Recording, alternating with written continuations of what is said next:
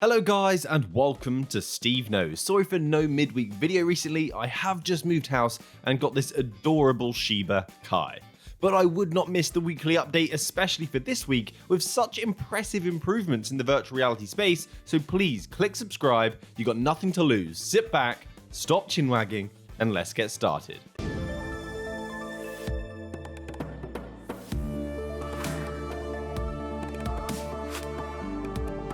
So let's just start off with the hot news at the moment, the SteamDeck, the handheld AAA gaming unit from Valve that will allow you to play your Steam library on the go, playing the best games available right now on high settings, but only outputting at 720p. But on such a tiny handheld screen, 720p, it's not going to be the worst thing. They've said it is literally a handheld PC unit, so you can remove the operating system and put Windows on it. So you can surf the web, play Xbox Game Pass, just like a PC. But okay Steve, why are you talking about this? This is not VR. Well, because during an interview where they got hit with 31 quickfire questions, one of them was about virtual reality. Could this device let you play VR games on your Steam library? Because the device will have the ports required to use the Oculus Link or use a wireless solution to play it wirelessly. Because as I said, it's just a handheld PC. So they said, can I play VR off of it? And they responded, it has all the connectivity to do that. But that's not where we're optimizing it for. So in a way, they said, you can try it,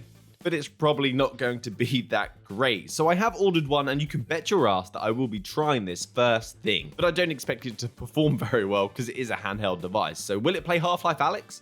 Nope. And since we're on the topic of Steam and VR, a new update 1.18.5 for SteamVR has improved the error handling for the Oculus Link and the Air Link, so you should come across fewer crashes and have a more reliable, or at least from the perspective of the user experience, a more reliable virtual reality play. This is especially true in the wireless experience where connections can be briefly interrupted. This will no longer crash, boot you out of your game, and you'll no longer have to restart SteamVR once connecting the headset, which is especially important because of a current milestone. So on top of that, an incredible milestone and a potentially wary one, the Oculus have hit over 60% market share for virtual reality on Steam, according to the latest usage statistic, meaning 60% of the virtual reality gamers connected to Steam are using an Oculus headset, with over 30% being the standalone device, the Quest 2. Which, is that a testament to the Oculus Quest, or is it due to the price point? Let me know your thoughts on that one, an interesting topic to debate. But wait, there is more, and since we're talking about VR growth, virtual reality content revenue in 2020 grew a whopping 30%. A lot of businesses saw great growth due to COVID, and since people have been locked in wanting escapism, virtual reality was the perfect fit for that. And with the Quest 2 doing so well over the holiday season, so I'm not surprised to see this kind of growth, but I am interested to see how 2021 is going to pan out. But this made it the fastest growing media platform this year, beating film, music, and traditional gaming. Virtual reality wins 2020. But of course, those other media platforms are already huge and established, so a 30% growth in those areas would be just insane. But I am incredibly happy for virtual reality growing and growing, and we're all part of that, so hats off to you. So let's move on to something a bit more interesting. Does anyone remember Phil Spencer saying Xbox will bring virtual reality into our homes? The next step change for gamers and developers must deliver true 4K gaming and high fidelity VR. But then they did a complete 180, not a 360, and said nope. Well, Phil Spencer has teased us again with a slightly different offering for virtual reality on Xbox. He stated that VR on Xbox is not coming soon, and he did say the best experience for virtual reality that he has tried has been the Quest 2. And when he plays it, he thinks of the xCloud and Xbox Live, and ways that they could bring Xbox content to this device. And I quote here, he said, whether we do something like that through first party or third party partnerships is kind of a second step to do. We think the games that we currently have available right now, that we can currently run already on our platform, would work here. I see this love-hate relationship with Xbox and VR. They love each other, then they don't. Just kiss and make up, guys. You may have seen on the channel before as well, I did sideload the Xbox app and I was able to play Xbox Game Pass on the Oculus Quest, playing some epic Xbox titles on my Quest with a nice big screen. So I think it would be brilliant if Quest brings Android apps like they're supposed to, or has at least been rumored to bring Android apps to the Oculus Quest. Having Xbox Game Pass on there would be fantastic. That would be great, Spence. Okay, this next one's not really VR, but it's very, very interesting, and it does include a big name in the virtual reality space. So the head of AR and VR at Facebook Reality Labs, Mike Verdu, has decided to move on and help push Netflix into the gaming space to provide games as part of their subscription service. So they are expected to offer games within the next year, and I think this is going to help separate them from the Amazon and the Disney,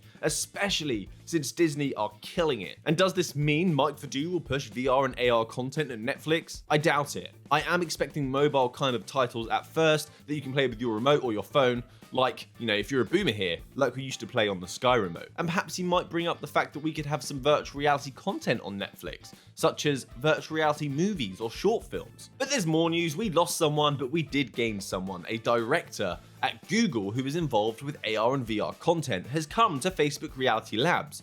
Joshua Tu is the latest on staff, and at Google he worked in the department that designed and did research on wearables and hardware.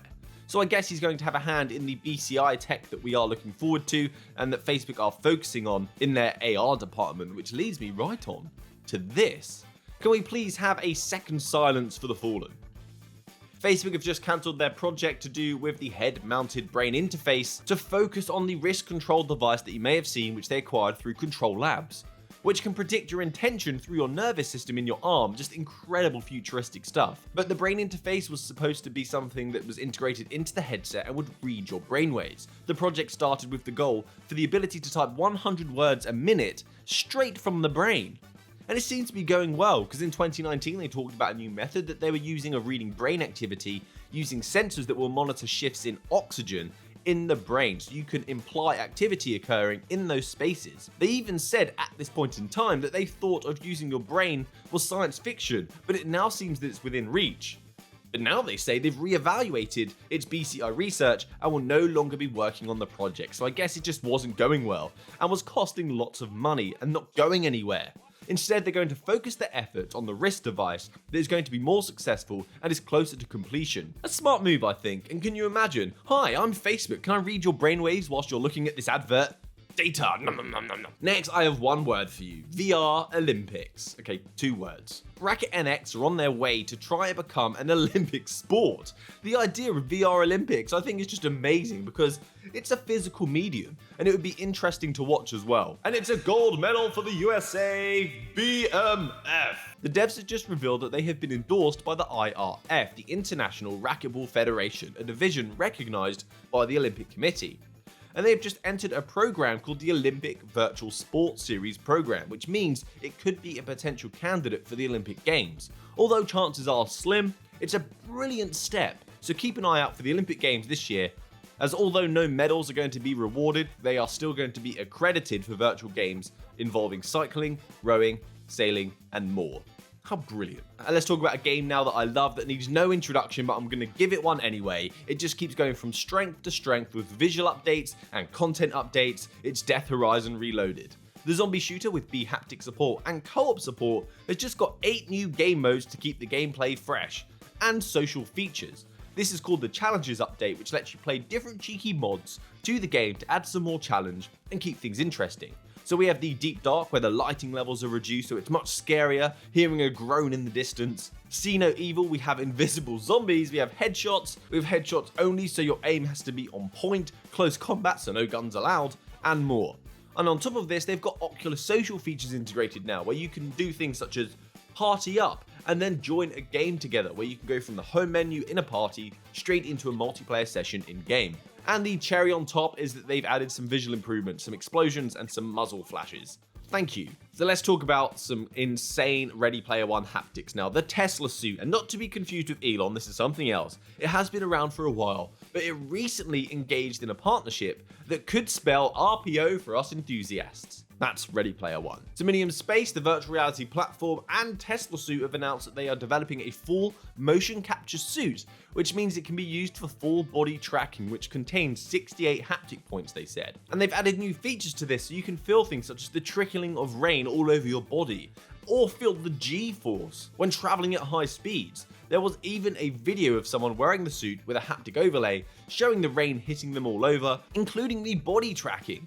So right now till the 31st of July, you will have a chance to bid on one of these suits during some exclusive auction, which I will link down below, and they seem to accept cryptocurrency if that helps any of you. But I do hope this doesn't end here and this isn't just a small passing thing, and we can get one of these suits and bring the Ready Player One vision to life. Talk about a game now, an 80s anime style game like Akira. I spoke about this game a while back, has just got some nice teaser footage. The game is called Runner from Truant Pixel. So this is a ride and gun title. So it will keep the blood flowing, it's fast paced, get you in that state of flow, which I love. Time flies by when you're in that zone. And they just tweeted out saying, by popular demand, here is a very brief look at some of the enemies encountered, some of the upgrades, and the obstacles that we've talked about so far.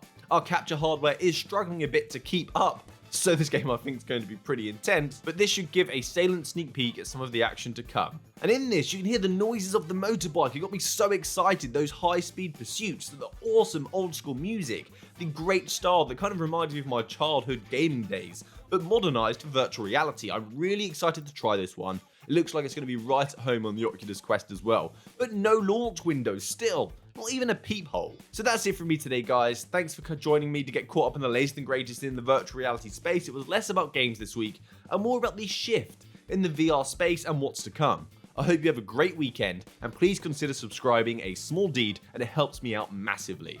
So happy gaming, guys. Good day.